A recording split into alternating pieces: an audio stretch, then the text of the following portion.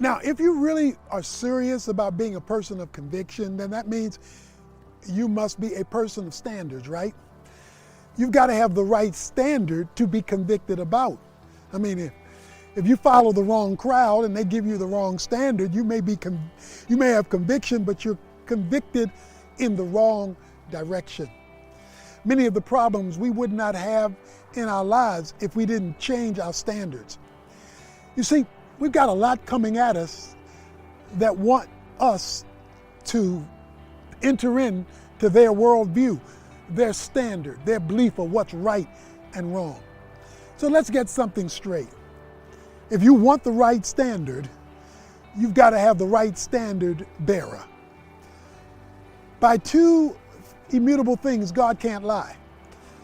He is truth. Jesus said, I am the way, the truth, and the life. In other words, he wants to be the standard. God has spoken and he has not stuttered. Did you know there are two answers to every question? God's answer and everybody else's.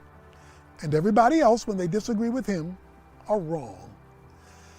If you and I would make God's way setting the standard for our decision making, and then we have conviction of that, then we're having the right standard for the convictions we espouse.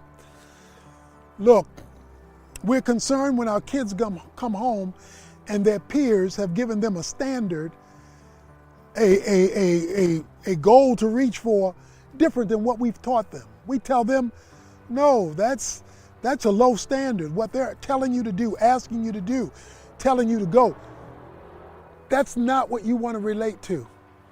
The mere fact that they want to be like everybody else ought to wake us up to say, they're going after not a high enough standard. We want them to follow our guidelines. Well, we have a Father who wants his children to follow his guidelines. Make God's standard your standard. Become convinced that that is the right standard. Go for that standard. And let's see what winning looks like, because you're going after the right goal.